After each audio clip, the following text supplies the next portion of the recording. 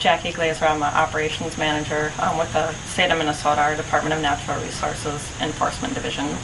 With the DNR, I've been about 18 years. In this role as operations manager, about 2.5. I was also a district supervisor in a leadership role as well.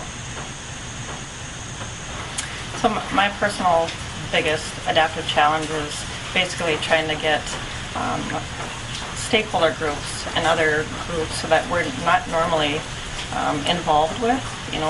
So a lot of our funding, it's focused on the hunting and gaming, and fishing aspect of our job.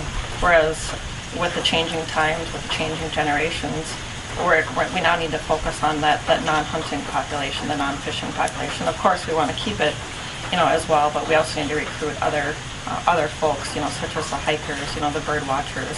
That's my adaptive challenge, is trying to engage them in the work that we do. I mean, not only in law enforcement, just in any type of work that we are engaging the public with. And I do believe, with that history, your typical game warden, does focus on that hunting and fishing population, whereas that's what I think can be my biggest challenge, is engaging our staff. I think with the generational differences, engaging in those groups, I think they're going to be very open to it. It's just, it'll be definitely a change in the way they work. The biggest thing, and I was somewhat prepped for it as well, is thinking more of a broader base.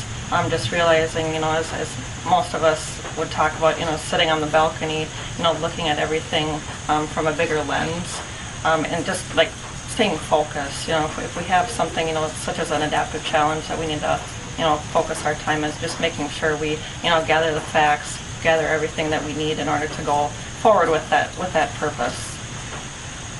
And I think it'll be a continuation of everything. Our administration, all 4 of us have been through this academy, so I think it'll be a good time for all of us to sit down and figure out where we can go from here, how to engage our staff in a similar concept. I mean, our whole leadership team too, I think, would benefit from the concepts that we've learned here.